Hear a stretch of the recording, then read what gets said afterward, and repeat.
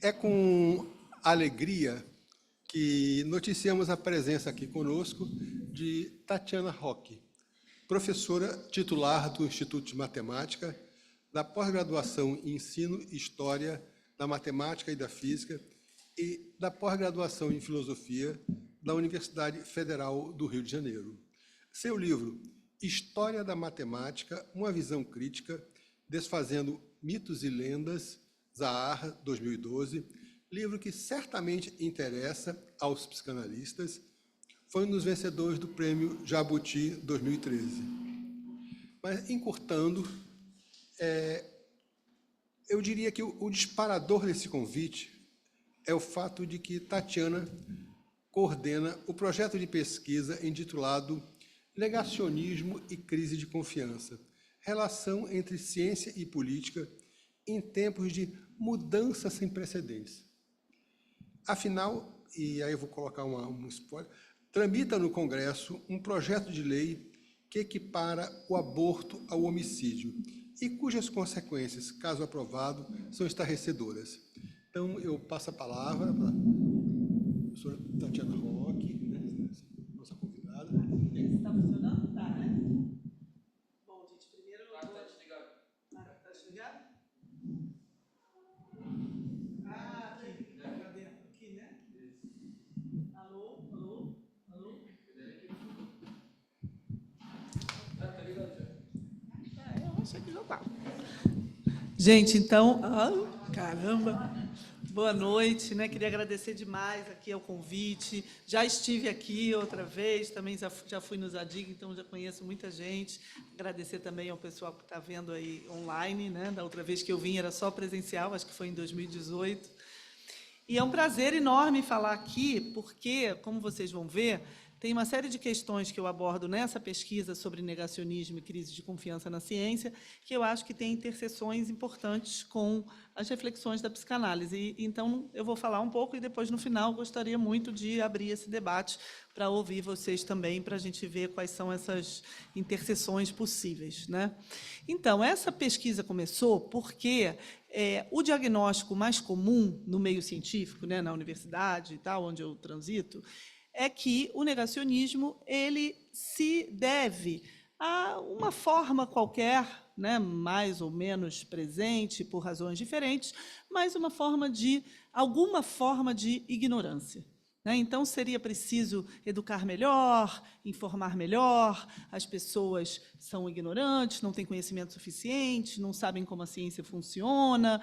Então, esse é mais ou menos um senso comum, né, que se tornou muito forte. Quanto mais forte é o negacionismo, e que, em particular, na pandemia, eu acho que ganhou muito o debate público, né? Porque no debate público, claro que o negacionismo na pandemia foi muito danoso, e, portanto, as maneiras de combater o negacionismo, defendendo a ciência, também foram muito eloquentes, muito presentes, inclusive na mídia, né, nos jornais.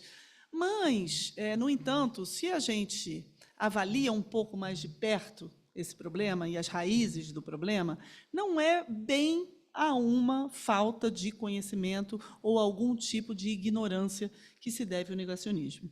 Né? Inclusive, eu analiso várias pesquisas e tal, quando faço palestras mais acadêmicas, eu mostro esses dados, depois posso mandar para vocês, mas acho que aqui não era o caso, né? Aqui eu acho que é mais pegar a reflexão mesmo, né? Mas esses dados mostram que isso que a gente pode chamar de uma crise de confiança na ciência não tem nenhuma correlação com nível de escolaridade, por exemplo. E isso é algo que se confirma na nossa experiência, né? Porque, se a gente pegar a pandemia, justamente, a categoria que a gente pode dizer que foi mais negacionista na pandemia, desculpem aí se tem psicanalistas que são médicos, mas foram os médicos. Né? E os médicos que receitaram, endossaram ivermectina, cloroquina, kit Covid, tratamento precoce, uma série de tratamentos sem eficácia comprovada. Além disso, se a gente pegar países em que o movimento anti-vax é muito forte, né, como a França, a Itália, são países que tiveram verdadeiras passeatas enormes anti-vacina e compostas, levadas adiante, lideradas por pessoas com alto grau de escolaridade. Né? Então, não tem correlação com escolaridade, com renda. É um fenômeno que vem de outro lugar, ou seja, essa associação que a gente faz do negacionismo a alguma forma de ignorância, ela não se verifica muito quando a gente, né, analisa mais de perto esse fenômeno.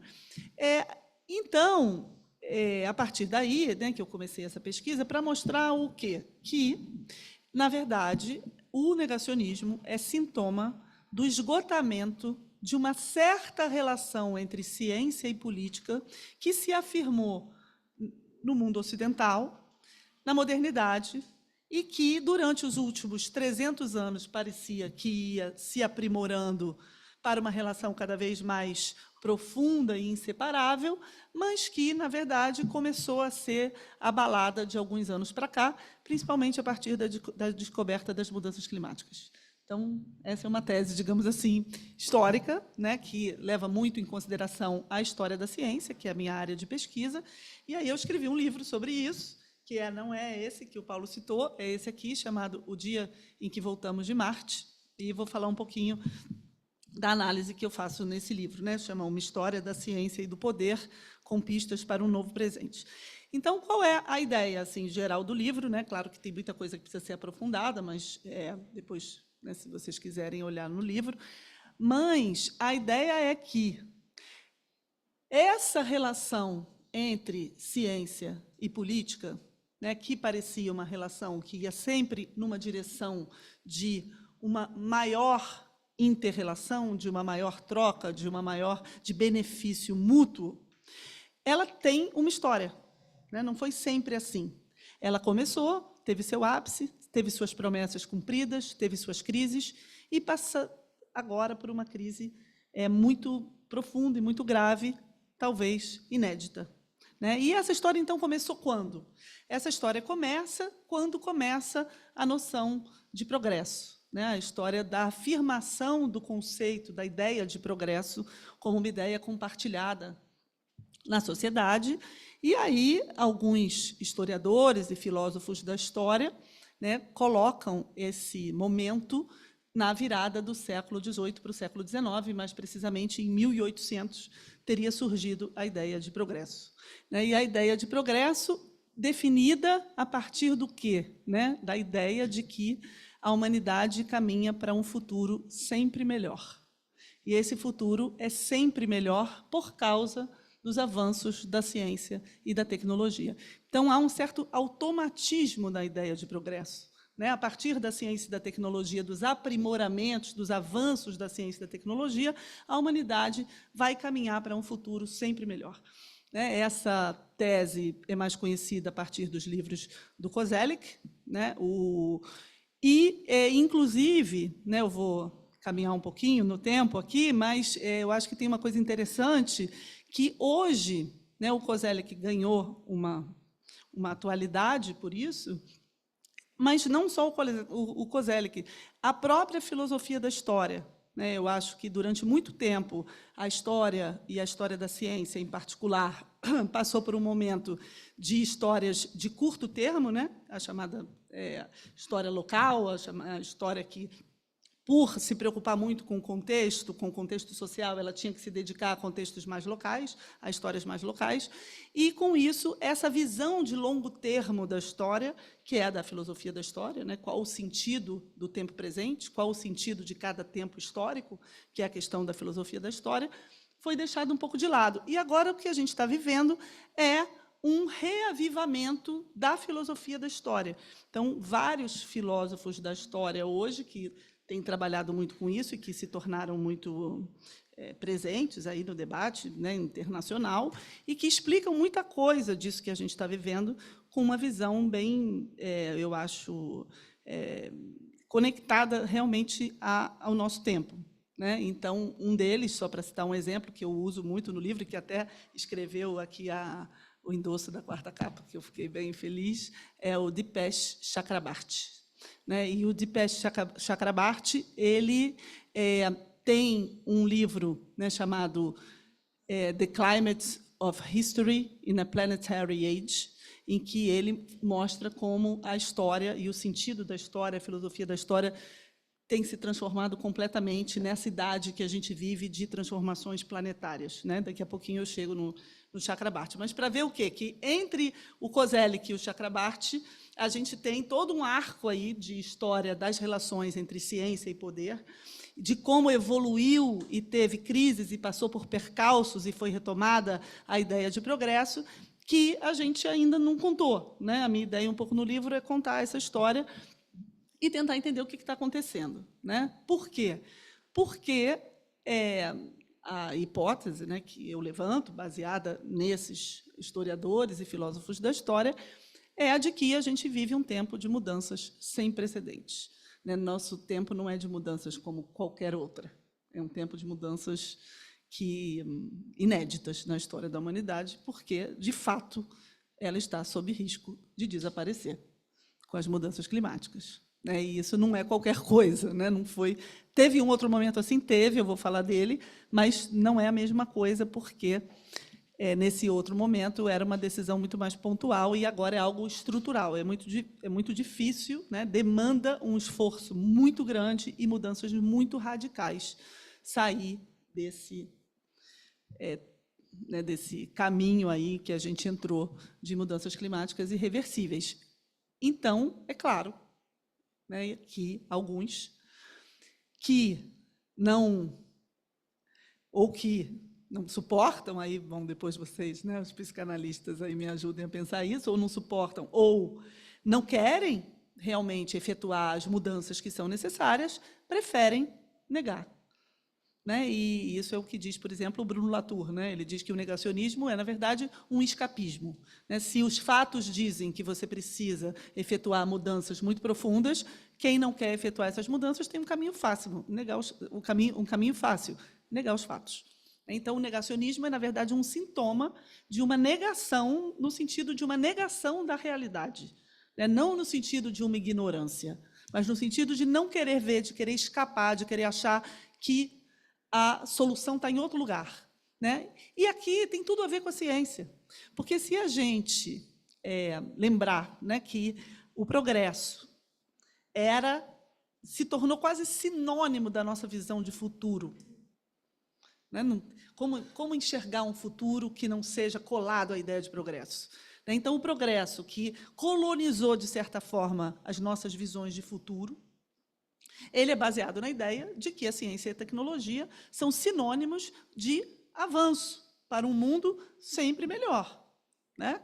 Agora, a ciência está dizendo que a gente vive tempos de mudanças climáticas irreversíveis por causa da ação humana, mas a solução não é a ciência que vai dar. Claro que a gente vai precisar da ciência para achar a solução, mas não tem solução mágica na tecnologia, por exemplo. Não tem. Não é a tecnologia que vai resolver, ao contrário do que muitos acham ou querem achar.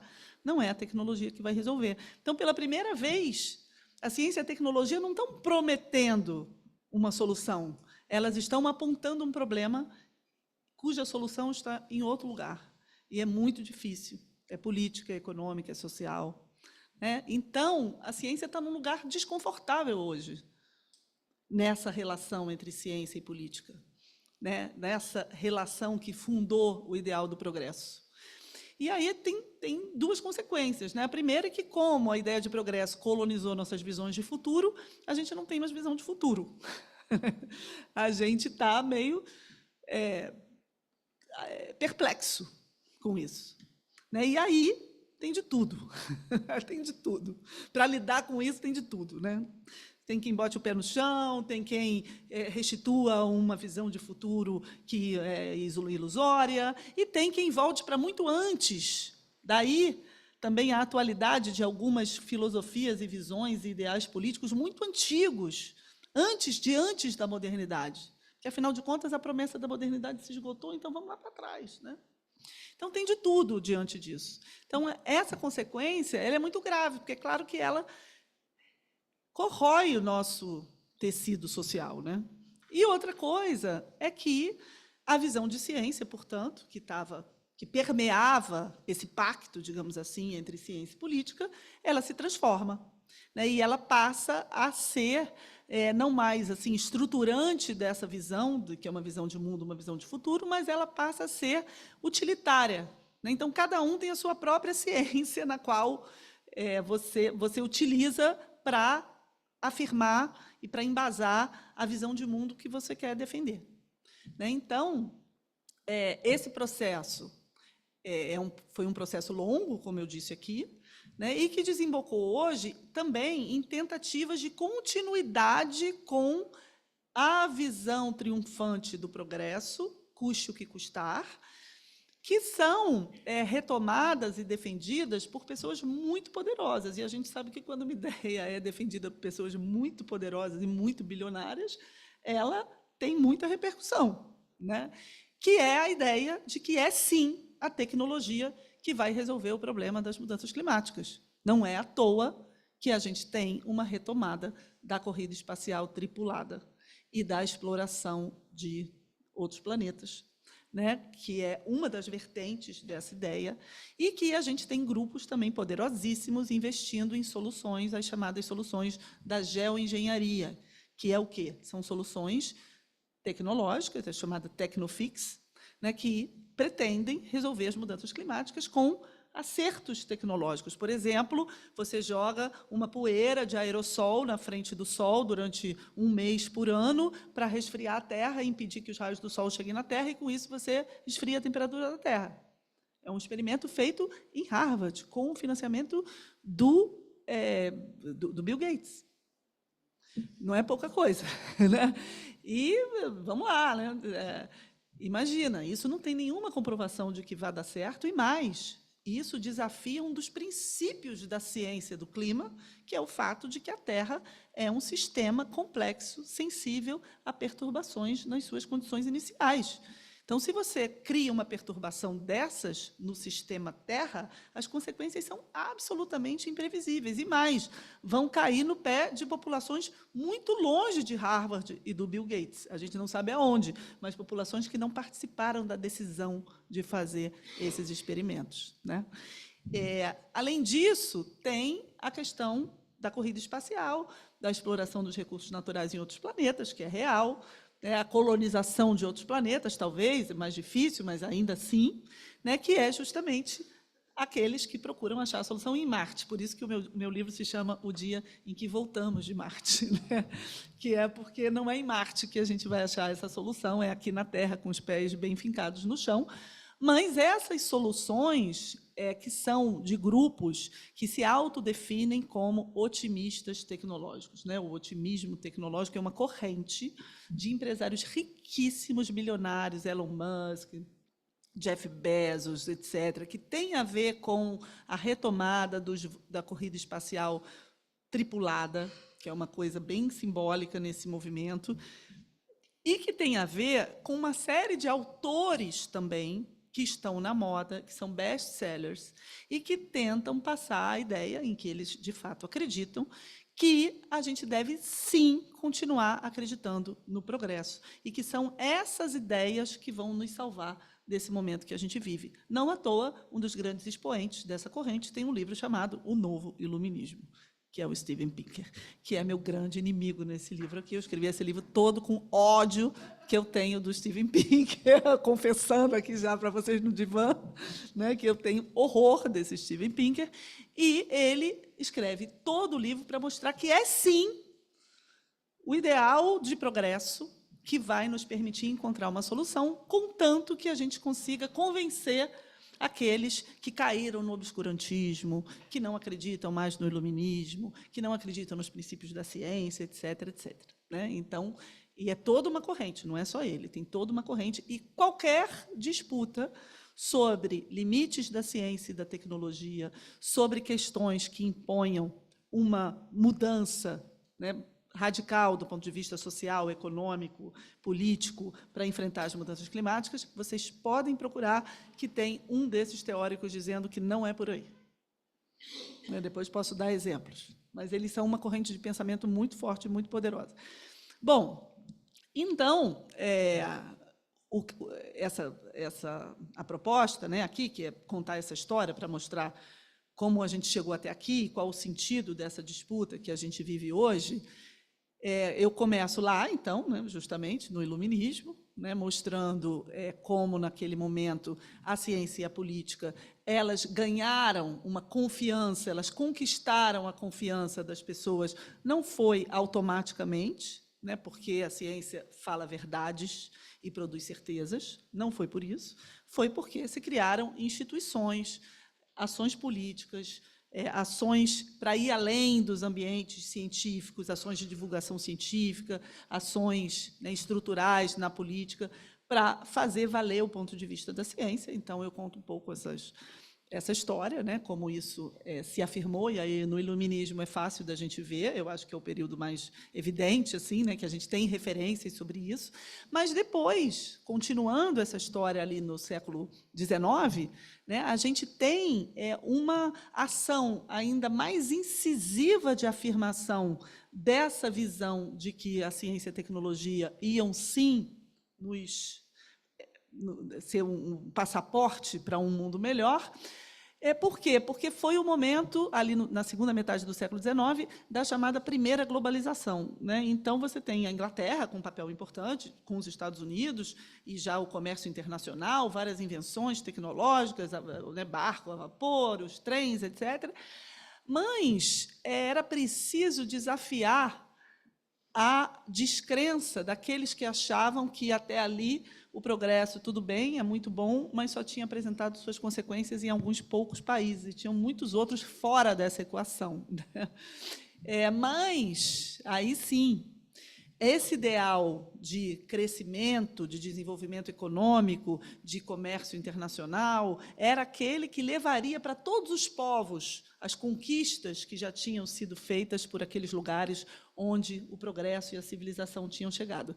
Daí a importância desses instrumentos, como foram as grandes exposições universais, né? A primeira delas na Inglaterra, em 1851, no Crystal Palace, em que você fazia esse contraste entre aqueles que já tinham alcançado esse ideal e os que não, né? Então, você tinha lá na grande exposição de 1851 grandes invenções tecnológicas, como o telescópio, máquina siderúrgica, microscópio, objetos de escultura com técnicas muito avançadas, e peles vermelhas, pessoas vivas em gaiolas, né, que eram trazidas das Américas para mostrar o contraste, né? Olha aí, os primitivos vão chegar lá um dia, né?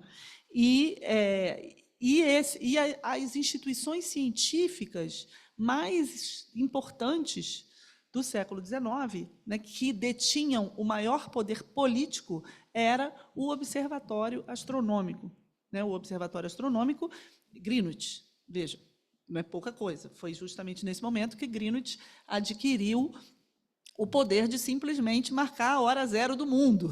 Então, você tinha que unificar a hora do mundo, a hora zero era lá, né? Então, e continua sendo até hoje. No Brasil, nosso observatório é do século XIX, a gente teve observatório em todos os países, nas colônias também, na África do Sul, era justamente isso que eu acabei de falar, a expansão do ideal de progresso, né, a partir das tecnologias do observatório a diversas partes do mundo. E essas tecnologias iam muito além da observação dos astros. A observação dos astros era aquilo que te permitia marcar o tempo, né, a hora certa. Então, a hora certa era marcada a partir da observação dos astros, e era fundamental para o comércio internacional, para as expedições, tudo isso. Então, você tem esse momento do século XIX, que é um momento de grande expansão e disseminação desses ideais, né, para as colônias. E depois, aí passando rápido, né, aí, no século XX, aí a gente começa a ter um momento de crise, né, porque aí eu quero chegar logo, porque é onde a gente vai chegar no tema aqui de Marte, né, que é um momento de crise, principalmente em meados do século XX, com a bomba atômica, né? Então, toda a preparação, não é à toa essa discussão toda em torno de Oppenheimer, né? Toda essa preparação da bomba atômica, ela era secreta, né? O projeto Manhattan era secreto, ninguém sabia que estava acontecendo aquilo. Quando estourou a bomba, foi um choque para as pessoas, né? As pessoas não tinham ideia que aquilo estava acontecendo. Então, foi um choque e houve muitos questionamentos. E esse foi um momento de baixa, né, de crise mesmo, desse pacto entre ciência e política, em que as pessoas começaram a se perguntar, será mesmo que é para o bem da humanidade, um troço que pode destruir a humanidade, não é possível, né? Será mesmo? E muitos vieram a público falar disso, como o próprio Einstein, que veio a público dizer que se arrependeu. Ele se arrependeu de ter aconselhado ao Franklin Roosevelt que produzisse a bomba, porque ele não sabia que seria usada para aquilo. Mas aí ele faz uma diferença interessante, o Einstein, que é justamente uma retórica muito comum da época. Ele diz, a gente realmente nunca pode confiar nos homens políticos. O uso que eles fazem da ciência pode ser para o bem ou para o mal. Ou seja, ele protege a ciência, né? Sendo que o Projeto Manhattan, todo mundo que foi para lá para fazer uma bomba atômica, não era para fazer ciência, era para fazer uma bomba atômica. E com essa justificativa de que os alemães também estariam fazendo a bomba atômica, inclusive no filme aparece isso. Estavam nada.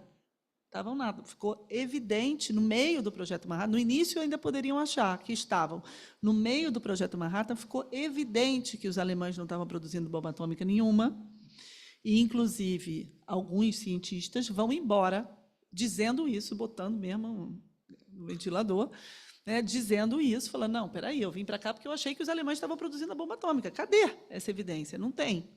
Né, foram embora.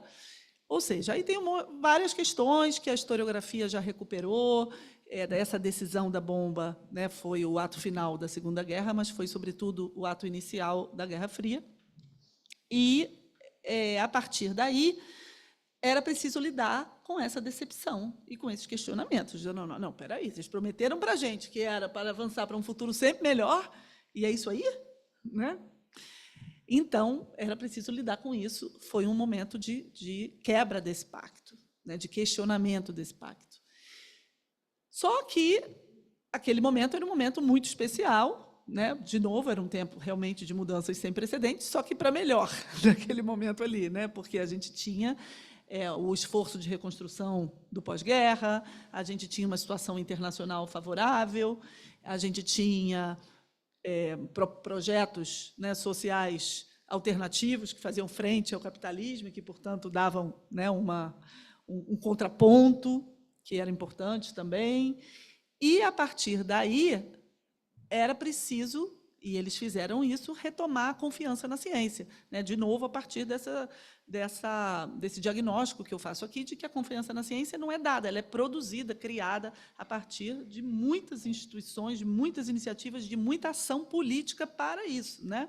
E aí o maior exemplo disso é o Kennedy, né? Porque o Kennedy já, não só na campanha, mas nas primárias, eu cito aqui no livro, nas primárias do Partido Democrata, o Kennedy diz com todas as letras que é preciso recuperar a confiança na ciência e na tecnologia, que está desgastada, e que, para recuperar a confiança na ciência e na tecnologia, é preciso levar o homem à Lua e trazê-lo de volta a salvo. A famosa frase do Kennedy, mas, em geral, essa frase é a da posse, depois.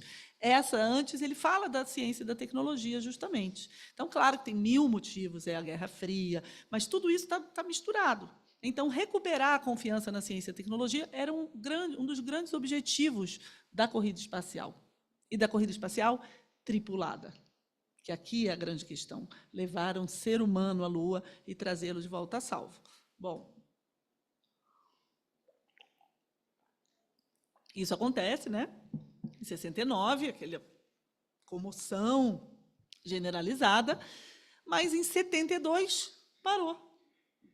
Já pararam para se perguntar por que, desde 1972, nenhum ser humano foi mais à Lua? Os negacionistas perguntam muito isso. Tem milhões de vídeos na internet dizendo que o homem nunca foi à Lua, que é tudo uma criação de Hollywood. Vocês precisam ver. Milhões de visualizações. Tem muita gente que acredita que o homem nunca foi à Lua, que é uma criação de Hollywood. Mas baseado nessa pergunta, ora, se ele foi, por que parou em 72? Né? Essa é uma das questões. Então, a gente precisa responder. Claro que a resposta é prosaica, né? Não é nenhuma grande descoberta, porque, naquele momento, haviam questionamentos sociais enormes ao investimento que se fazia na ciência e ao próprio papel da ciência e da tecnologia na sociedade. Um dos exemplos, a Guerra do Vietnã. Eram protestos gigantescos contra a Guerra do Vietnã, inclusive contra a utilização que era feita daquelas tecnologias de morte, né, que aterrorizava todo mundo que via as vítimas vietnamitas. Além disso, tinha a contracultura, né, o homem pisou na Lua no mesmo ano de Woodstock, né, um pouquinho antes.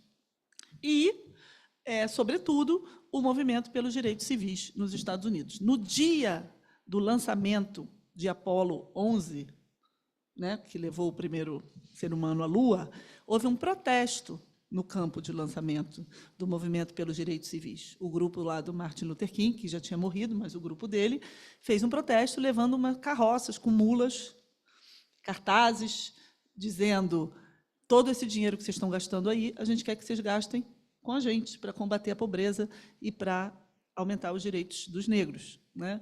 E, então, claro que tudo isso junta ali um caldo de comoção política que faz com que o Congresso dos Estados Unidos comece a cortar o orçamento da corrida espacial tripulada para investir em outras coisas, como a população estava pedindo, né? Para investir em outras coisas.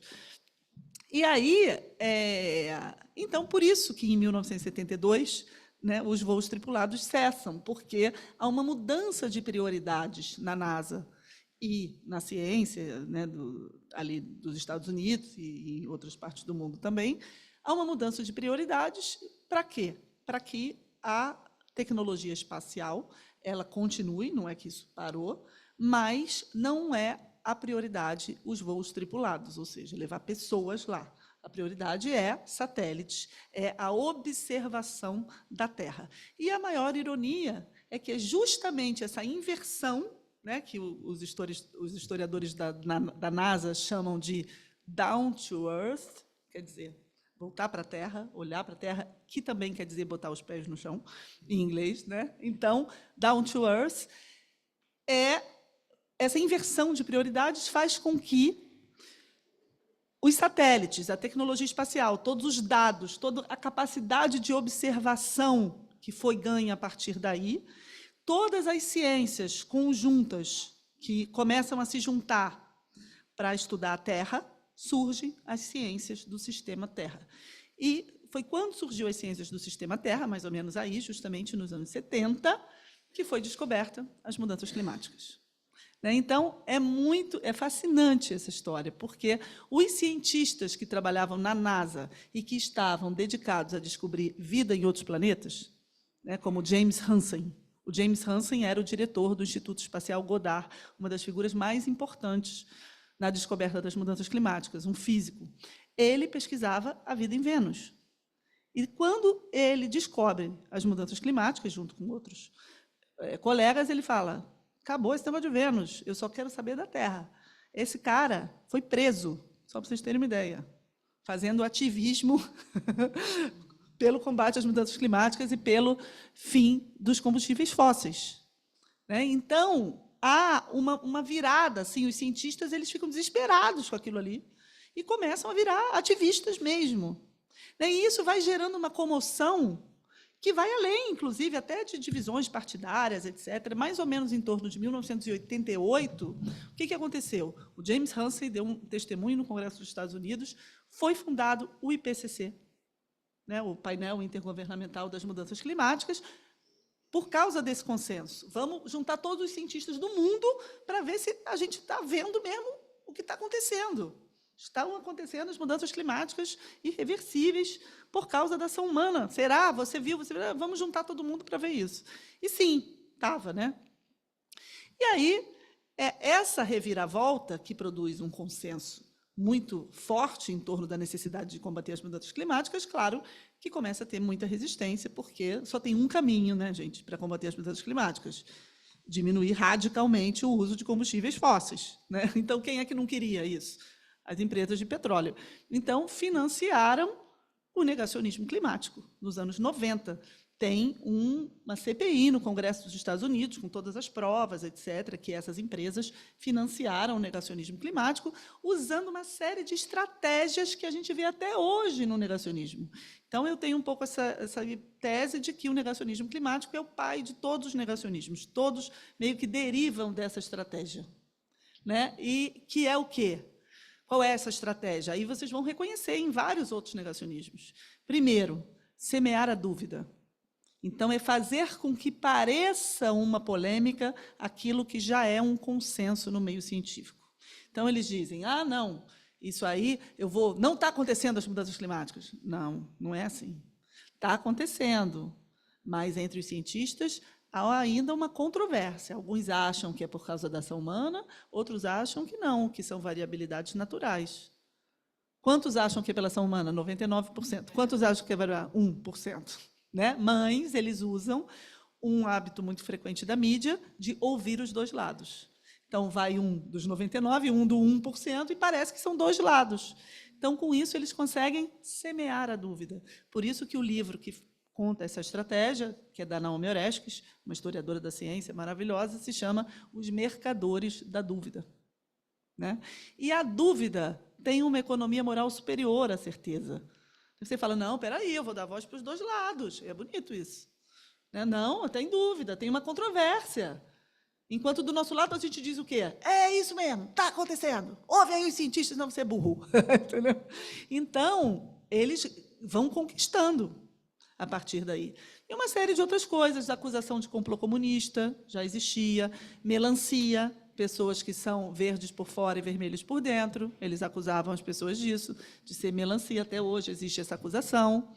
Né? Então, com isso, vai se erodindo o ecossistema em que ciência e política se combinam para a tomada de decisão baseada nas melhores evidências, que é algo que a gente achava que estava conquistado.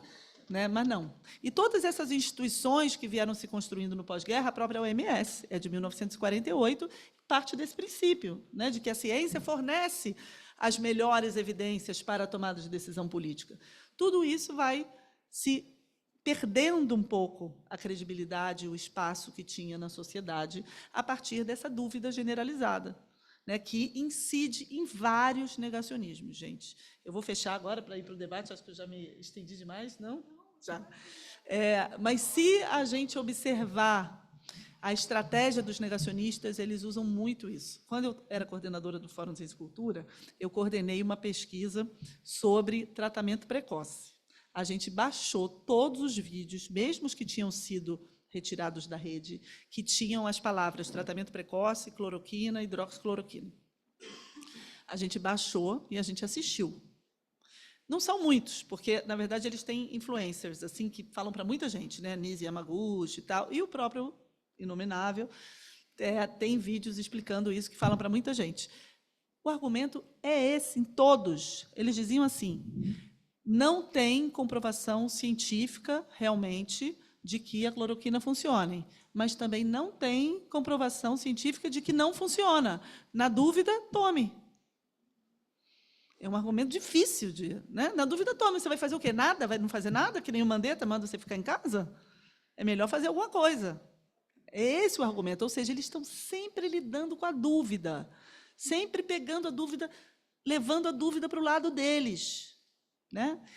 E a resposta da ciência, na pandemia mesmo, né? Claro que tem exemplos e exemplos, mas houve muitos exemplos de reações muito peremptórias e arrogantes em nome de certezas absolutas e de uma posição superior que podem até ter dado uma certa munição para essa reação, né? Para algo que você olha e fala, não, espera aí, aqui está uma pessoa dizendo, não, vamos ouvir todo mundo, vamos ouvir os dois lados, ainda há uma dúvida, e do lado de lá estão dizendo, é isso, se você não ouvir, você é burro.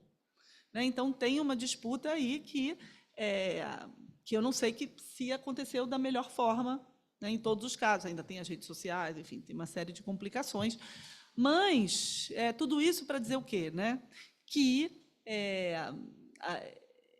Que talvez o negacionismo seja um sintoma de que essa maneira que a gente criou e que a gente prometeu que ia chegar a todo mundo e que ia dar bons frutos, desde o século XVIII, né, de utilizar a ciência para levar a sociedade, né, a humanidade em direção a um mundo melhor, talvez tenha chegado a um limite, e as pessoas já não estão acreditando tanto nisso, e a ciência não pode prometer mais tanto. Ela aponta o problema, mas ela não resolve o problema. Então, diante disso, esse pacto entre ciência e política está em questão, né? Ele está fragilizado, e o negacionismo é um sintoma disso, né? Dessa crise de confiança na ciência. Não é que as pessoas não acreditem na ciência, é que talvez as pessoas já não achem mais que é esse caminho que vai nos levar para esse futuro sempre melhor, né? Então, é isso. Obrigada, gente.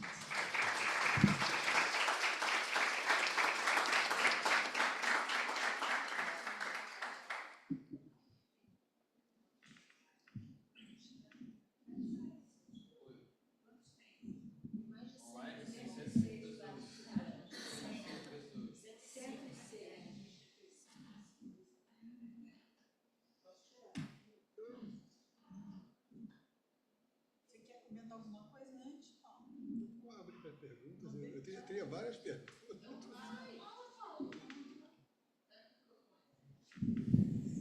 Eu não saberia muito ainda formular uma pergunta, mas há uma frase célebre, né, que é de um filósofo, do século XVIII, o progresso vai bem. Né? E você vai mostrando como essa frase ela se, digo assim, ela está se aniquilando, né?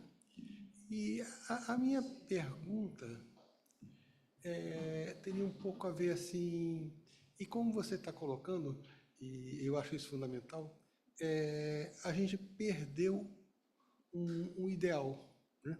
O que o mundo vai para lá, ou não sei o quê. E por outro lado, como existe um ponto aí que é o capitalismo, né? Por definição, ele é um regime de acumulação infinita, ilimitada. Né? Então, como é que a gente vai aterrissar?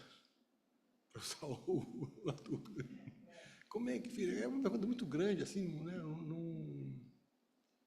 E é algo que tem a ver até com a gente, assim, enquanto psicanalista e também outras coisas. Eu acabei de ver que nos Estados Unidos estão retornando uma acusação de que o vírus da Covid teria apareceu na China. Primeiro se pensou que fosse naqueles mercados da China, né? Mas também que teria sido no laboratório. E agora está assim, eles estão, não se sabe bem se foi no laboratório ou na feira, mas com uma boa chance de tenha surgido no laboratório. Né? Aí você falou, né, e você me lembrou da bomba atômica do Günther Anders, que diz assim que nós humanos somos a única espécie capaz de aniquilar a si mesma. Né? Isso assim, sim.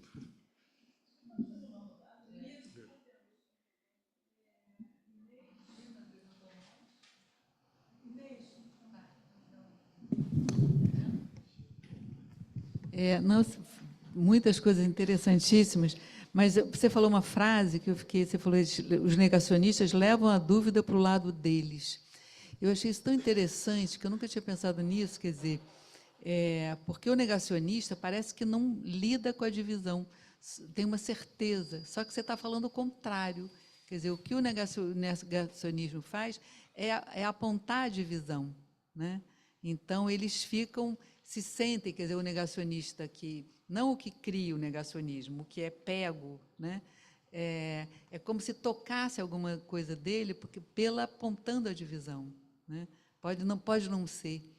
Eu nunca tinha pensado nisso, eu achei interessantíssimo para pensar, porque é o que a gente se pergunta como psicanalista, o que faz a pessoa negar nesse nível? Eu fui tomar vacinas, era dia de campanha da polio, o posto de saúde da Santa Marta, ali na clínica, estava vazio, quer dizer, a campanha anti-vax está funcionando. Né? Então, eu fiquei meio chocada, porque eu trabalhei em posto de saúde, o dia de campanha era assim, era uma festa. Entendeu? Então, tem essa coisa de colocar a dúvida, é interessante, é complicado, mas é interessante.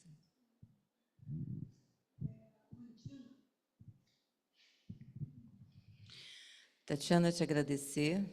Realmente é muito interessante a maneira como você subverte um pouco as coisas que a gente acaba se informando com relação a não só ao negacionismo, como a essas questões mesmo. Você chamou de crise de confiança na ciência. Bom, são 2 pontos. Eu quero te agradecer por isso, porque trouxe uma outra perspectiva, eu não tinha essa perspectiva. 2 coisas. Primeiro, que me parece, não sei se você concorda, mas o negacionismo, porque você liga o negacionismo à crise de confiança na ciência, mas parece que o negacionismo é um braço político da crise de confiança, não? Por aí, né? Porque não é só uma crise de confiança. Eu pensei isso em função da ideia de que a gente vive um mundo onde a confiança está em crise, não é só na ciência, né? Então, tem uma crise generalizada. O mundo contemporâneo é assim, um mundo da dúvida, um mundo isso, né? 99% numa página de jornal, 1% na outra página, é isso, né? Tem que dar palavra aos 2 lados. Então, eu acho que isso realmente cria, quer dizer, isso, toda a perda de ideais, todo o processo, digamos, civilizatório que a gente vem passando, que nos transformou numa sociedade com outros valores, com outras ideias, com outros ideais. Eu pensava mais por aí, porque quando você localiza muito especificamente na crise de confiança na ciência e você bota uma data nisso.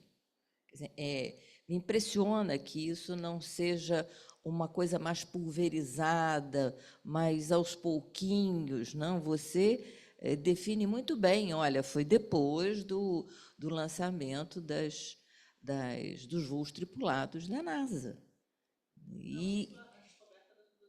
Sim, foi a partir daí, né, que começa a crise de confiança, não é isso? Eu perdi alguma coisa. A crise de confiança é mais depois do IPCC, das mudanças climáticas, aí já é nos anos 90. Depois da descoberta das mudanças climáticas e da ampliação do consenso sobre as mudanças climáticas antropogênicas. Então, isso foi no final dos anos 80. Pois mas esses protestos que você cita em frente à NASA com relação a esses voos tripulados, já não seriam alguma coisa...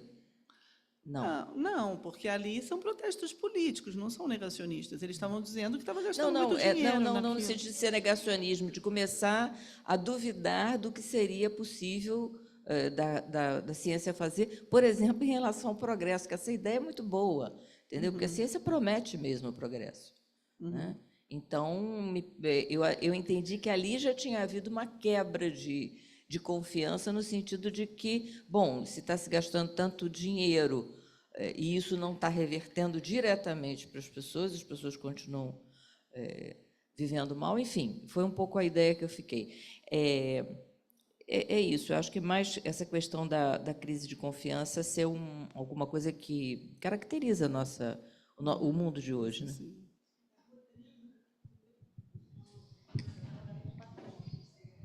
Alô, oi. Tudo bom, Tati? Obrigado pela fala. Eu acho bom falar depois disso que a Undina trouxe, porque, de alguma maneira, acho que se articula, quer dizer, no sentido de que a fala da Tati realmente trouxe uma série de momentos históricos, né, em que existe uma contestação de rumos científicos ou de escolhas, né, da articulação entre a ciência e a política. De alguma maneira, isso é valioso, né? Quer dizer, é importante que possa haver, né, socialmente e culturalmente, uma contestação, né, dos espaços de poder, inclusive quando eles são científicos, né?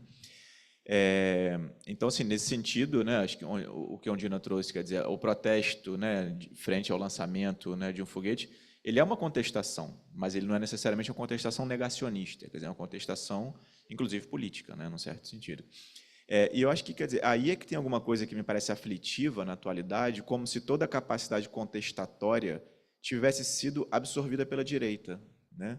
Em vários níveis, né? Quer dizer, inclusive em relação à ciência, né? Mas em relação a uma série de outras dimensões, como se praticamente tudo aquilo que a esquerda tradicionalmente fez agora tivesse sido usurpado pela direita, e a esquerda está numa certa posição, inclusive conservadora às vezes, né? De ter que defender o STF, tradicionalmente era para meter o pau no STF, não era para ficar defendendo o STF, né? Agora tem que defender STF, tem que defender a ciência, tem que defender o tempo inteiro.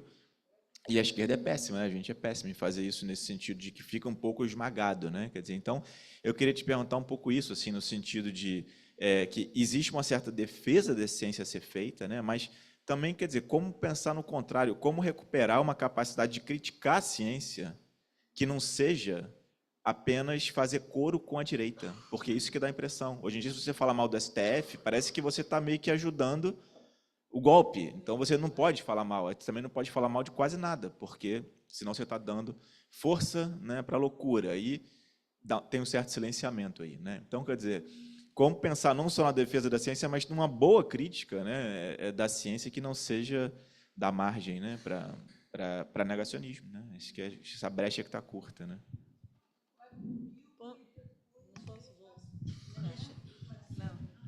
Eu queria só fazer uma... Não vou falar muito, não, para a gente discutir mais. Mas é só porque eu acho que a Ondina, né, ela tocou numa questão super importante, quando você falou, parece que esse negacionismo é político, né? E aí o Rodrigo continuou nessa visão. Eu acho que tem uma coisa que é importante de explicar, que o negacionismo é totalmente político, né? E quando a gente diz, né, quando eu estou dizendo aqui que o negacionismo é uma contestação do poder que a ciência adquiriu no mundo moderno, né, e, de certa forma, é o establishment, é o que você está dizendo, né? A gente virou, aqueles que defendem a ciência, os progressistas, viraram defensores do establishment, né? E a ciência é o establishment hoje. Então, quando a gente vira defensor do establishment, o que é esse papel da ciência? Ele é o quê? Ele é o papel de um dos mediadores da política, da democracia. Então, quando você diz assim, não, as nossas decisões políticas têm que ser baseadas no que a OMS está dizendo. Qual o papel da OMS? A OMS é um órgão de expertise, que ela fornece pareceres embasados na ciência para a tomada de decisão política, para que os políticos tomem a melhor decisão possível. É essa a ideia de que eles vão tomar a melhor decisão possível, baseado em quê? Em pareceres científicos da OMS, nas evidências, né?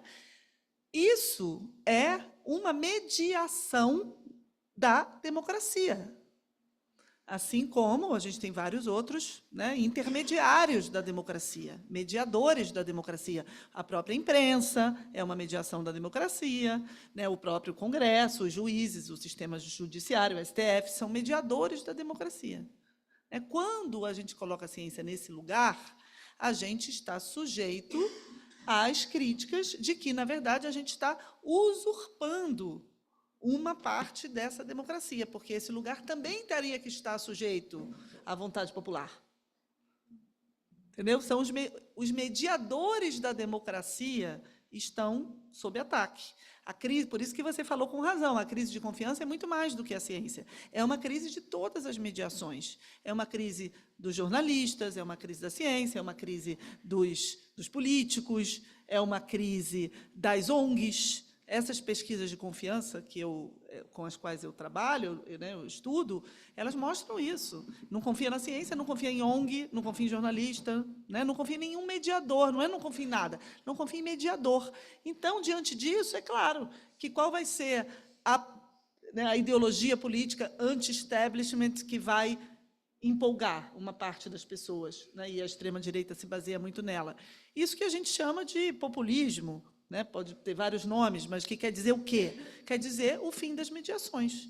Isso, quem vai decidir é o voto. Então, quem vai dizer se a gente toma cloroquina ou não, não é o OMS, é o Bolsonaro, porque ele foi eleito para isso. Então, é totalmente político.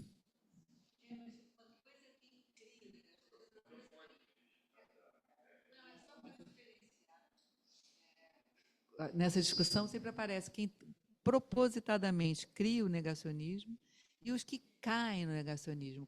Na sua frase, o que eu gostei é entender um pouco o mecanismo de quem cai na onda, né? Esqueci até da sua pergunta, que é importante também. Não, que é o quê?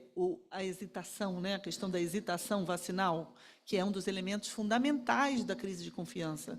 A pessoa começa a hesitar se ela vai levar seu filho para se vacinar ou não, que é justamente isso, esse elemento daquele que está sujeito a essa polarização, né? E que, na verdade, isso produz a hesitação.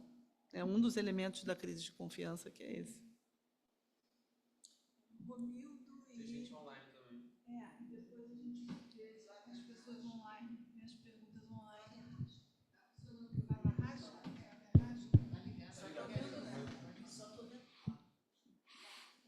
Eu queria também agradecer a sua conferência tão interessante. Eu estava pensando uma coisa que é a partir da ideia da perda de confiança. Quer dizer, a perda de confiança é um efeito, né? Você imagina, por exemplo, os fatores decisivos, né, de poder no capitalismo. Você tem a ciência, você tem a técnica, você tem o mercado. Enquanto estão em equilíbrio, e justamente esse equilíbrio é político, funciona. Desde que há uma crise, um desequilíbrio na política, esses três já não se articulam.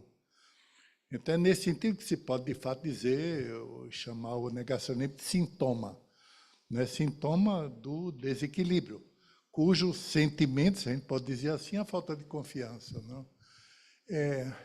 Eu estava pensando aqui uma coisa que, para mim, realmente é meio misterioso.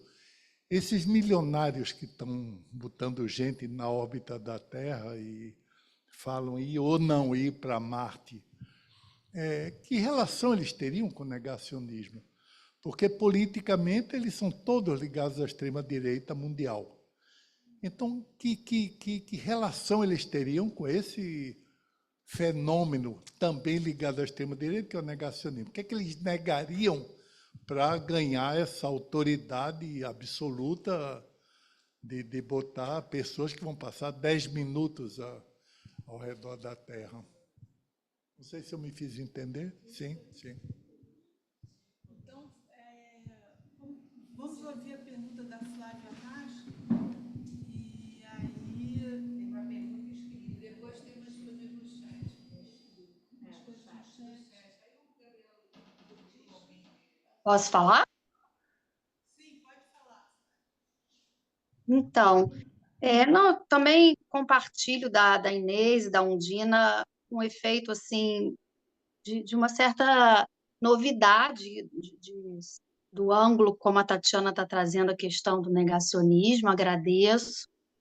E aí fiquei pensando uma coisa que eu não tinha pensado ainda, pegando o início da tua fala, né? De que no senso comum se relaciona o negacionismo a uma certa ignorância, falta de conhecimento, e, né, acompanhei completamente na tua fala, e já pensava nisso pelo que a gente vê no Brasil, de que não é por aí, e fiquei pensando, queria ouvir, né, o que você acha disso, se a gente poderia pensar que o negacionismo, por parte daqueles que caem nele, né, que aderem a essa onda, seria uma expressão da fragilidade humana, digamos, né?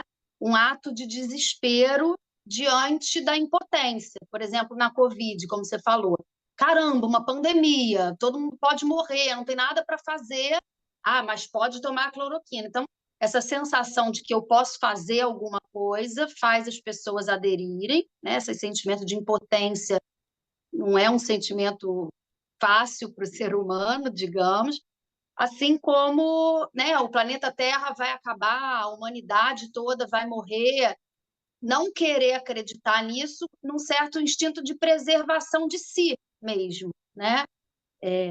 E pensei também até na questão não só da impotência, mas também da fragilidade humana frente à incerteza, porque como a ciência ela oferece hipóteses, mas ela não firma é isso, não é aquilo, quem vem oferecendo uma certeza absoluta apazigua mais do que a ciência.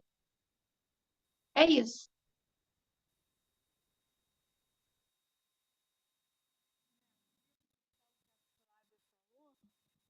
Um pouco também para perguntar para você, Tatiana, se essa questão da dúvida, né, disso que se instaura, dessa incerteza, porque tem um passo seguinte no negacionismo, que é uma certeza, né? Então, existe uma prática discursiva e de afirmar coisas,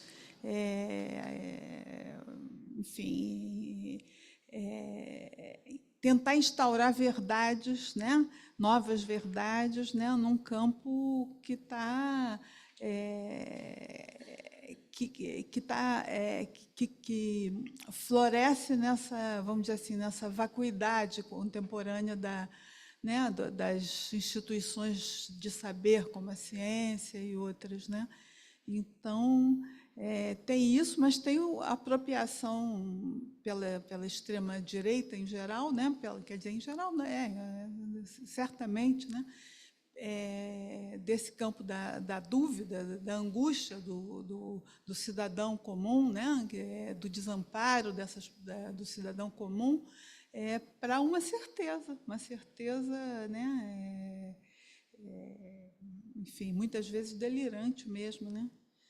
E, enfim, queria colocar isso, e aí o Paulo quer falar também? Eu posso ler o chat. Tá. Quem é que está? Ou o João Luiz. Pede aí. Ou eu posso chegar nada a ler, gente. Ele está colocando ali na tela. Não, assim não vai dar. Eu leio aqui. Dá o microfone. Júlio, tá ali, ó. Onde é que está o segundo microfone? João Luiz podia ler. Cadê o João? João Luiz, você não está no... Mas está escrito. Mesmo que a ciência não possa tudo, Márcio Arese está perguntando, mesmo que a ciência não possa tudo, ela só pode até onde já foi, é necessário fazer uma diferença entre ciência e tecnologia, que seria a sua aplicação. Nessa diferença, talvez exista a possibilidade de salvá-la junto ao imaginário dos homens. Tá. Aí, Júlio Braga, não podemos esquecer que a ciência produz agrotóxicos e também trabalhou para o partido de Hitler, atualizando historicamente, como podemos ler, a crise ética diante do inconsciente como política. Atualizando historicamente, tá. Não podemos esquecer que a ciência produz agrotóxicos e também trabalhou para o partido de Hitler. Atualizando historicamente, como podemos ler a crise ética diante do inconsciente como política. Rogério Paes Henriques. Hoje mesmo o deputado Sóstenes, aquele da PL do estupro, numa entrevista, defendeu que a base da PL 1904 é científica. Não me baseio na religião, diz ele, mas na ciência, nas resoluções do Conselho Federal de Medicina. Isso realmente é sério. É possível ser negacionista hoje, fazendo uso da própria ciência como uma abstração, uma efemeridade. Rogério Paes Henriques continua. É possível afirmar que essa perda de confiança hoje se baseia, inclusive, na noção efêmera da ciência, com maiúscula. Aí tem ainda Diogo Nunes. Negação como sintoma não está mais para quem ainda pretende defender esse modelo de democracia neoliberal, bio e necropolítico, do qual várias ciências e cientistas são suportes. João Paulo Desconce. Como isso incide sobre as políticas públicas de saúde mental? Márcia Cristina de Campos. Onde há capitalismo, não há democracia. Aí é definitivo. Júlio Braga. Onde há capital hoje, reina a religião?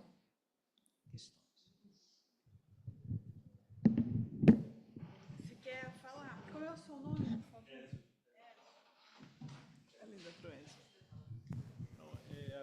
Na verdade, é mais um comentário, que é uma questão que a gente reflete muito em políticas de saúde. Eu trabalho com política de saúde, trabalho na Rede Brasileira de Pesquisa em Tuberculose, e essa discussão dos limites da política, eu trabalho especificamente com a educação em pesquisa e a discussão de mudanças políticas, baseadas em evidência, né?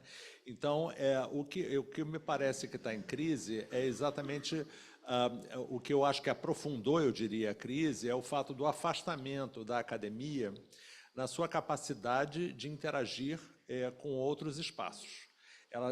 Esse encastelamento do saber é preocupante. Então, eu acho que isso é muito importante, inclusive para a escola, para qualquer espaço de produção intelectual, de produção, de saber, esse diálogo, como está acontecendo aqui hoje. Eu acho que isso é fundamental. Eu acho que esse arejamento, sair do espaço comum e elaborar diante de novas perspectivas, é fundamental para que haja esse diálogo e que produza efeito na sociedade. Eu acho que isso é fundamental. Então, eu acho que esse afastamento, a forma como a erudição acabou causando danos no sentido do encastelamento, do fechamento do diálogo, da impossibilidade de dialogar com outros, que isso acaba fragilizando no aspecto da política. E isso para qualquer lado. Uma das grandes discussões que a gente vê hoje é como, por exemplo, a esquerda, no momento em que está no poder, ela se apodera dos movimentos sociais e acaba impedindo qualquer crítica nesse sentido. Então se perde de um lado e de outro. Vão se fechando os canais de comunicação e como a ciência pode ter efeitos maiores na medida em que ela deixa de atuar no campo da política, ou arejar as discussões políticas. E uma outra discussão que a gente tem o tempo todo, e isso é uma discussão antiga, que a gente tem nos pesquisadores na UFRJ, na Faculdade de Medicina, etc., é a história, qual é o tempo da política e qual é o tempo da ciência.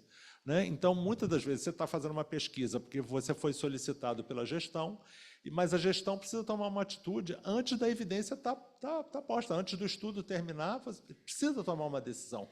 E aí atropela e aí toma decisões equivocadas, porque os tempos são diferentes. Então, como trabalhar com essas questões são fundamentais.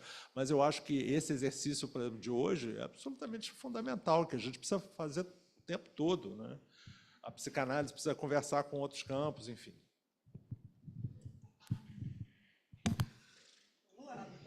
Mas anotei algumas coisas aqui, mas vou tentar pegar um pouco de tudo, assim, juntar um pouco as questões. Quando a gente falou aqui da pandemia, né? Vamos lembrar da pandemia, a gente já não lembra muito da pandemia, né? Mas a cloroquina, como a Fernanda, eu acho, né, comentou, a cloroquina era exatamente isso que ela falou, era uma saída para a gente continuar levando a vida normal, porque, afinal de contas, tinham mudanças ali que a gente tinha que fazer que eram muito drásticas, né? Teve gente que eu mesma, durante um tempão, fiquei em casa, lavando legume, lavando arroz, feijão, os sacos que vinham do supermercado, que a gente lavava, sem sair de casa, né? Sem botar o nariz na rua, sem fazer absolutamente nada. Agora, imagina, todas as consequências disso para um monte de gente. Né? Gente que trabalha com o mercado informal, né, e que comércio, que estava fechando. Então, assim, claro que tinha todo um campo aí que ia pressionar para continuar tudo normal, para as pessoas continuarem indo para a rua, né, que era justamente esse desejo que foi encampado pela extrema-direita, dizendo o quê? Que aqueles que estavam dizendo não saiam de casa eram criminosos, que estavam prejudicando a economia. O tempo todo ele dizia isso, prejudicando a economia e é tão importante quanto a saúde, né? E a cloroquina era a saída mágica para isso. Então, eu vou tomar cloroquina e vai continuar tudo como está. Agora, então, vejam só, tem um pouco uma simulação aí do que acontece no mundo de hoje, né? Tem uma série de problemas gravíssimos que a gente vive e que, para a gente resolver, acho que ele está dando microfonia aqui, e que, para a gente resolver, a gente vai precisar ter soluções muito drásticas. Imagina os combustíveis fósseis, gente. Imagina isso. Né? A gente fala muito de eletrificação. Tem que eletrificar? Tem. Vocês acham que vai dar para a gente ter o mesmo uso de carro que a gente tem hoje, só que elétrico?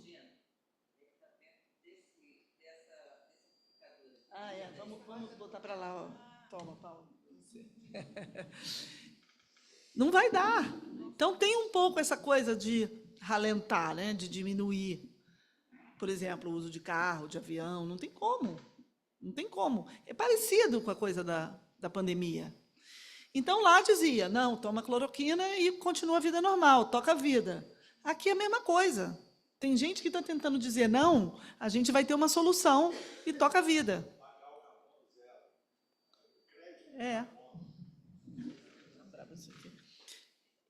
E, então, assim, a gente vai ter uma solução, toca a vida.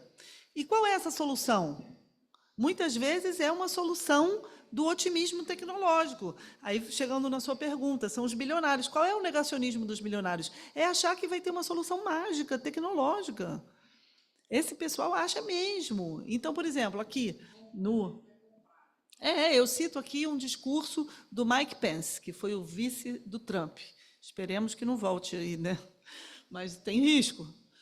O Mike Pence, numa palestra na NASA, dizendo a gente precisa chegar na Lua e começar a extrair todos os minérios e toda a água que existe nos lados mais inacessíveis da Lua, porque quem chegar primeiro na Lua é quem vai determinar como vai ser a exploração dos recursos naturais na Lua. Na Lua, o cara já é dono da Lua. Mas, não, mas veja só, eles acham que vão achar a solução na Lua. Água, recursos naturais, tem um monte de coisa na Lua. Eles acreditam nisso mesmo. Isso é o negacionismo. O negacionismo nesse sentido do escapismo. É o negacionismo dos bilionários, o escapismo. Só que eles conseguem. Eles conseguem implementar esses planos. E esses planos de projeto espacial têm a ver com isso. Eles acham que eles vão escapar. Também. E sim, não, no limite vão colonizar Marte mesmo, entendeu? É porque ainda está longe disso, mas, no mínimo, extrair os recursos naturais de lá, vão. Eles acreditam de verdade. Então, esse é o negacionismo, é um escapismo, é continuar apostando numa solução fácil, mágica, né, que impeça, que não nos leve, né, que não nos imponha as mudanças tão profundas que a gente vai precisar realizar. E que ninguém está preparado. Ninguém está preparado. Isso vai ter que ser uma coisa... Eu não sei como é que vai ser, mas tem que ser, né? Mas ninguém está preparado para isso. Então, o negacionismo tem muito a ver com isso, quando eu falo aqui de negacionismo. E por isso que tem a ver com dúvida, né? O negacionismo, eu acho que é usado um pouco para tudo, para fake news, mas não é isso. Fake news não é negacionismo. O que eu estou chamando de negacionismo é uma coisa específica. É o quê? Em muitas esferas da vida, a ciência hoje e a tecnologia têm um papel fundamental. E aí, respondendo às pessoas que, com razão, fizeram essa diferença entre ciência e tecnologia, né? Claro que a ciência, por exemplo, vai ser fundamental. A gente vai precisar de muita pesquisa para saber como vai ser essa vida com menos carro. A gente vai precisar de ciência em todos os sentidos, desde planejamento urbano até energia, né? Até transição energética, engenharia, etc. Vai precisar de tudo. Então, vai precisar de muita ciência, claro. A diferença é o otimismo tecnológico, é o tecnofix, é essa ideia de que é a tecnologia que vai resolver tudo, né? E essa ideia é muito arraigada. E, ao mesmo tempo, não é à toa, mas, olha só, não pode ser coincidência que, nesse momento em que a gente está se colocando essa questão, todas as questões mais polêmicas do nosso debate público têm alguma questão científica envolvida que traz de volta a polarização agora embutida na ciência. O PL do estupro, né? Que é o quê? Nesse PL, o que eles estão discutindo, a gente está discutindo o direito das mulheres, óbvio, né? Reafirmando o absurdo que é perder esse direito, que é um direito conquistado, consensual, né, de uma longa luta das mulheres pelo direito ao seu próprio corpo. Eles não estão discutindo isso, eles estão discutindo a concepção de vida, onde a vida começa. Entendeu? A vida já começou na concepção? A vida começa em que momento? Ah, não. Aí eles entram nesse debate. Ah, não, é quando começa a se formar o sistema nervoso central. Mas o sistema nervoso central continua se formando depois do nascimento. É claro que estão de verdade. Mas claro que estão, a religião está toda preocupada com isso. Mas, claro, gente, a gente precisa levar isso a sério. Isso não quer dizer que é bom, isso é péssimo. Mas, se a gente não levar isso a sério, eu acho que a gente não entende a profundidade. O debate é o do criacionismo. O criacionismo, historicamente, na história da religião, se opôs ao traducionismo. que dizia que a alma é herdada dos pais. No criacionismo, não. Cada alma é criação de Deus, cada alma. Então, por isso, a alma é imputada na concepção. Então, a vida já existe desde os primeiros dias da concepção. Então, se a vida já existe ali, é assassinato. Então, eu não estou... Para mim, então, a vida começa quando nasce, porque o indivíduo é livre e autônomo. O ser humano se define como ser humano quando é livre e autônomo, quando nasce, para mim. Mas eles estão, sim, fazendo esse debate. E é um debate que diz respeito à religião e que diz respeito à ciência, à definição de vida. Então, quando a gente diz, não, mas a vida começa com o desenvolvimento do sistema nervoso central. Eles vão dizer, mas o sistema nervoso central continua depois do nascimento. Como você, então, define vida aí? Então, pode matar depois que nasce o bebê? Exato. Eles estão... Aí, eu nem sabia, mas eu estou acompanhando o debate e sei que eles estão usando esse argumento. Mas, olha... Então, sim, mas eles estão... por favor. Mas esse debate está trazendo à tona a definição de vida, que é uma definição que diz respeito à religião e que também diz respeito à ciência. Então, olha como essa questão que eu estou falando aqui, né, de como a ciência é utilizada no debate público, na política, na sociedade, ela está permeando diversas questões, as mudanças climáticas, a questão do aborto, a questão do criacionismo, que é isso aqui, né? A questão do criacionismo, a questão da cloroquina, a questão das vacinas. Então, uma série de debates que dizem respeito a como a gente organiza a vida em sociedade. No caso das vacinas, a grande questão política que está por trás disso é a regulação. Né? Ou seja, para todo mundo tomar vacina, tem que ter regulação, tem que ter obrigatoriedade. Eles vão dizer, não, em relação às crianças, tem que ter liberdade. Né? Então, cada um vacina, não é a polis que vai legislar sobre os meus filhos. Cada família legisla sobre os seus filhos. Então, tem isso por trás. Então, vejam como todas são questões que dizem respeito à relação entre ciência e política. Não é à toa. Né? Não no mesmo plano. Aí... O Romildo que tem a palavra, depois... Acho que sempre tem...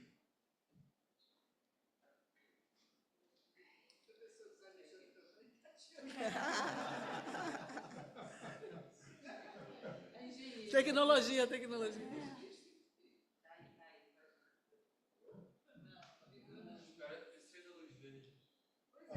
a luz verde e não funciona o microfone. Agora sim. Eu estava pensando uma coisa, é que essa discussão, de fato, não é de hoje. No século XIII já havia essa discussão entre os teólogos. Saber qual é o momento em que digamos, a alma é posta em articulação com o embrião, e, a partir daí, o aborto não era nada, né? Nem homicídio, nem bem nem mal. Quer dizer, isso aí deve retornar de vez em quando. E a outra coisa que eu passei a pensar, ouvindo você, é que dá a impressão de que, na verdade, tem dois negacionismos. Tem um negacionismo otimista, que é esse que precisa da última ciência dos tempos, né, da mais moderna, essa dos milionários, e um negativismo reacionário, por exemplo, que é aquele que sai boatando, que... Esse também é reacionário, porque, na verdade... Não, os efeitos são reacionários. Estou falando é que o discurso aponta para frente, o outro Sim. não é, claramente para trás. Né? Você vê Damares Alves, por exemplo, falando, ela fala claramente defendendo valores que já não existiam. Entende? Enquanto Elon Musk não é assim que ele fala. Entende? Quer dizer, não é um fenômeno simples, o negacionismo. Porque os dois se juntam. É isso, é um dizer não, mas isso me leva a dizer uma terceira coisa, que, na verdade, a ciência e a política não estão no mesmo plano, são do mesmo tempo, mas não do mesmo plano. Quer dizer, porque, no final das contas, a articulação, né, como eu estava dizendo antes, entre ciência, técnica e mercado é dada politicamente. Se a política que decide, ela não está no mesmo plano das coisas que ela decide. Né? Me parece, quer dizer, eu estou dizendo isso Sim, não, depois de ouvir você. Sim, sim. É isso.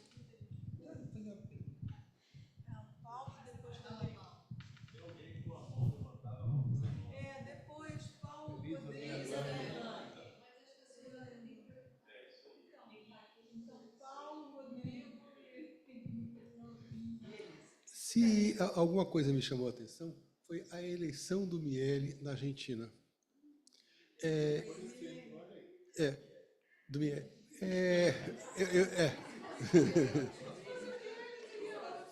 Milei. Eu sempre como que foi num país o quê? Em que se tinha dito que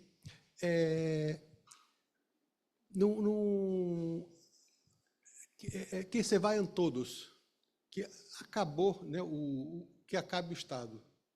E aí ele vai eleito depois, né?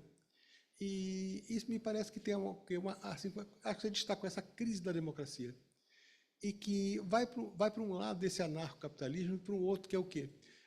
Que eu acho que a Flávia destacou a questão do desamparo, que Freud destaca como, né, o ser humano ele é desamparado, né? Sofre desamparo, né? E não há nada, Freud diz, que ampare melhor que a religião.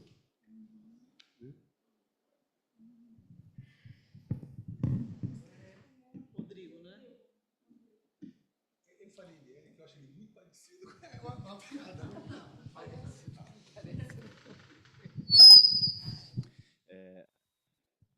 Essa última rodada aí do debate me lembrou de um tema que a Tati tinha comentado, que eu tinha ficado na minha cabeça, que você frisou muitas vezes a ideia da negação como sintoma, né? Como sintoma, e acho que faz todo sentido, mas acho que a partir daí, né, justamente a gente, né, estando aqui, né, te ouvindo a partir da psicanálise, não pode deixar de pensar no que o sintoma tem de gozo, né, de satisfação pulsional e não só de efeito de alguma coisa, né?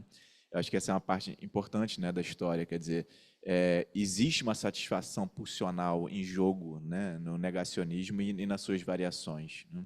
Talvez a Flávia Raschke, né, tenha ido um pouco por esse caminho quando apontou uma coisa mais subjetiva da fragilidade diante de algo, mas acho que não é só a fragilidade, não, é o poder, isso que você falou agora, assim, o poder de cada família, né, o poder do homem, quer dizer, tem muita coisa em jogo aí que tem a ver com você saber algo que é diferente da maioria, isso empodera, né, e outras formas de gozo.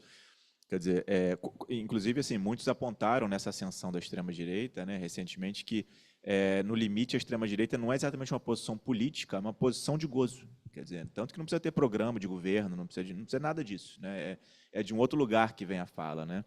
Então, eu só queria marcar um pouco isso, quer dizer, que eu acho que esse é um lugar em que a psicanálise também tem algo a dizer no debate, né, ao mesmo tempo em que é problemático, porque a gente costuma lidar contra a vontade de gozo do sintoma clinicamente no 1 a 1, né?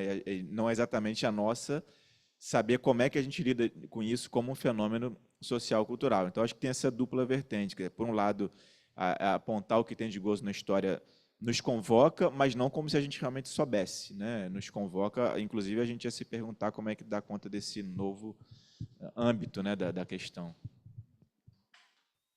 A parte que aí eu que vou aprender com a psicanálise, né? Mas eu achei que tem tudo a ver.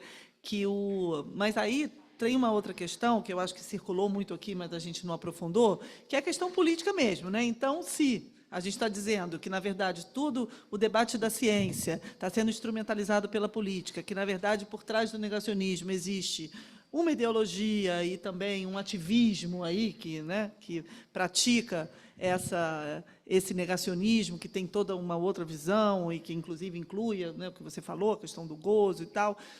A gente, então, já chegou a esse ponto de que a solução é política, né, de que a gente vai ter que pensar como tratar isso na política. Eu até tenho um slogan que eu criei lá no meu grupo, que é: a emergência é climática e a solução é política. Então, como é que a gente vai fazer isso? Aí tem uma pergunta totalmente em aberto, que a gente não sabe, mas, hoje, como é? Aí, ficando nas mudanças climáticas, que é a linha aqui de raciocínio que eu tracei, né? Depois, claro que isso também se expande para outros negacionismos, outras áreas em que há relação entre ciência e política. Mas, ficando nas mudanças climáticas, como é que é hoje? Hoje é assim, a gente tem o IPCC, que é o órgão máximo que reúne os cientistas, que elabora relatórios, né, anualmente, e os relatórios dizem como são os cenários. Então, se fizer isso, vai aquecer tantos graus, se não fizer, vai aquecer tantos graus, se fizer mais ou menos, vai aquecer tantos graus. São os cenários das mudanças climáticas e dá uma série de indicações, né?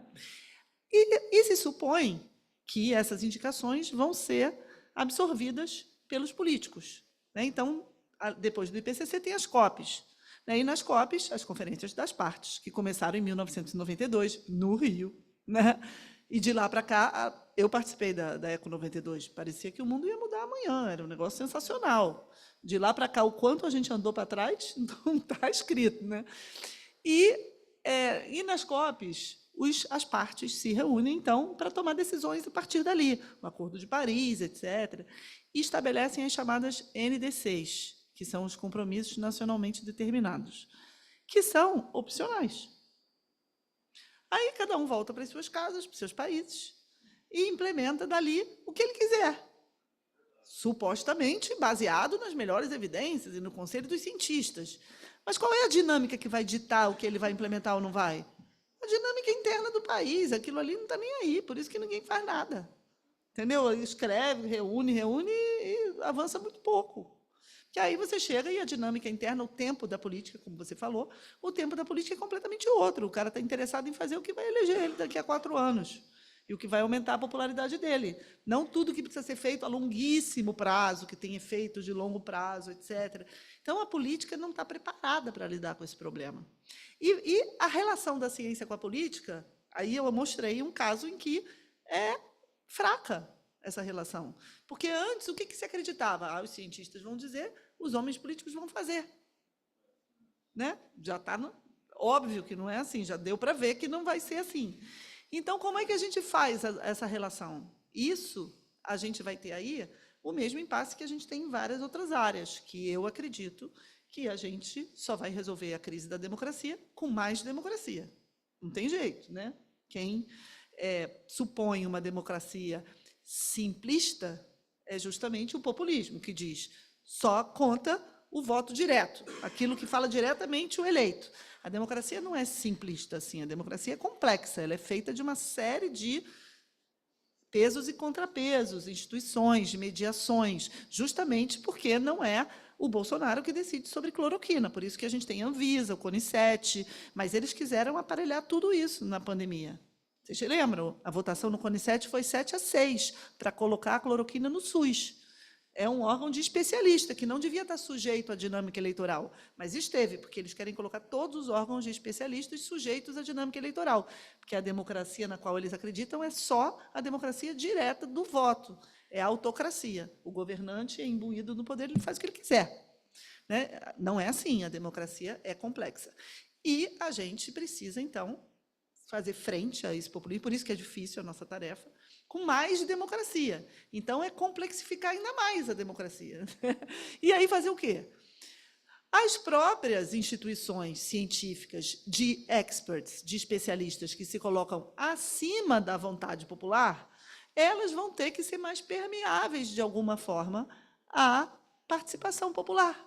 Não tem como. Então, um exemplo concreto. A gente tem no Brasil as conferências e tal, que já ainda bem que foram retomadas, conferências de ciência e tecnologia, conferências de saúde, etc., que foram retomadas, que são instituições da democracia, e tem novas experiências, como a Convenção Cidadã do Clima, que aconteceu na França, e que era o seguinte, eram 150 cidadãos sorteados, para fazer uma convenção sobre leis que iam ser aprovadas no parlamento, sobre a questão climática.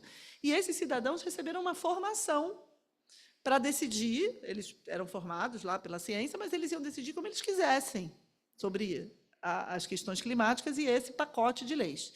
Não deu certo porque era o Macron que era o fiador disso, e a confusão danada, enfim. Mas a experiência foi incrível. né? Não chegou aonde deveria chegar, que é na aprovação das leis. Isso algumas sim, outras não, foi meio confuso o processo, mas é uma experiência incrível essa, de você ter o quê? Instâncias cidadãs para decidir sobre até onde vai se aplicar, se utilizar, se levar em conta as questões científicas. Então, essas pesquisas sobre confiança da ciência, a gente tem uma no Brasil, que foi lançada há pouco tempo pelo Ministério da Ciência e Tecnologia, mas já tem há muito tempo essa pesquisa. Uma pesquisa sobre confiança na ciência. E essa pesquisa tem perguntas sobre isso. Você acha que os cidadãos têm que ser consultados sobre grandes decisões envolvendo ciência e tecnologia? Sim, é tipo 90% das pessoas dizem sim. Olha que coisa surpreendente. Podem olhar lá a pesquisa. Eu acho maravilhoso, mas eu acho surpreendente positivamente. Não, porque a gente tem a ideia de que as pessoas não estão nem aí para nada. Não, você quer participar? Você acha que os cidadãos devem opinar sobre as grandes decisões envolvendo a ciência e tecnologia? Não, porque isso normalmente é visto como um assunto de cientistas, não é visto como um assunto dos cidadãos. É visto como um assunto dos cientistas. Não, que bom que você já esperava isso. Eu não esperava que fosse tanto.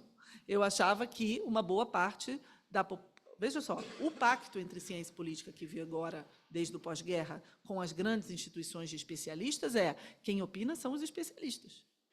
Né? A população está dizendo, não, senhor, a gente não está convencido. Que é isso, que é o que você está dizendo, que é óbvio que eles não estão convencidos, eles querem opinar também. Ótimo, mas não era esse o pacto que vigorava. Né? Então, a gente tem aqui uma evidência, né, desse desafio, que é como combater o ataque à democracia, né, que é incorporado pela extrema-direita, pelo populismo, pelo neoconservadorismo, com mais democracia. Por isso que a nossa tarefa é difícil, porque as instituições da democracia e a complexificação da democracia, né, como o próprio nome está dizendo, não é simples. Mas, né? nessa pesquisa que você está falando, o que incide é justamente a crise da confiança. Microfones. Sim, sim, exatamente. Por isso eles querem participar, mas aí a gente vai dizer, não, deixa com os especialistas que é a gente que sabe. Assim a gente vai sempre perder, como o Rodrigo falou. A gente vai ser sempre visto como o establishment, a elite. A gente está numa posição muito desconfortável, porque a gente é a elite e eles são a vontade popular. Não dá. A gente é democrático, a gente também quer ouvir a vontade popular. Né?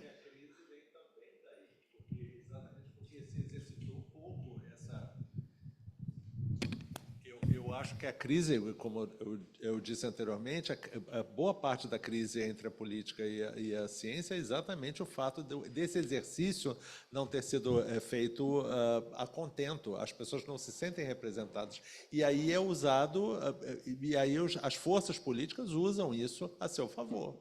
Né?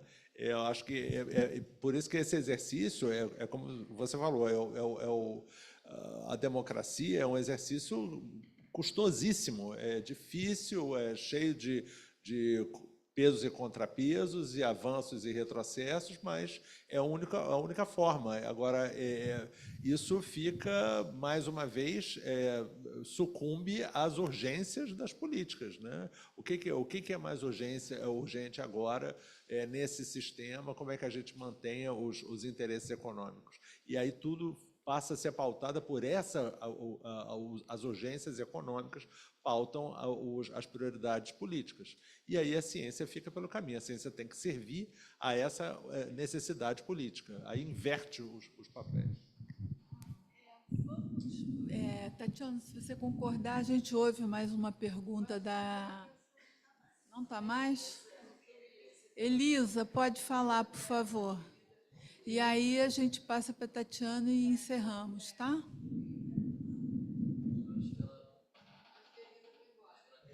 Elisa Verla. Então, passamos para a Tatiana, para finalizar.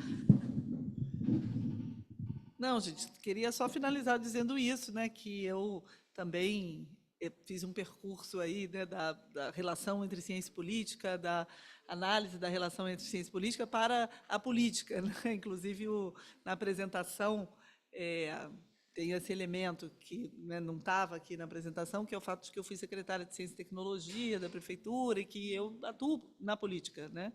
E que esse caminho é um pouco por isso, né? Isso que eu queria dar um sentido também, né? Que eu investigo essas questões, mas eu cheguei à conclusão de que realmente o caminho é pela renovação da política. Não tem como, né? E aí trazer essas questões da ciência e tal para a arena política mesmo é fundamental. E eu adorei estar aqui com vocês. Fico esperando vocês me explicarem depois como esse gozo do negacionismo pode ser vencido por um outro tipo de gozo, talvez, da experiência coletiva, da democracia. Aí vocês me contam depois.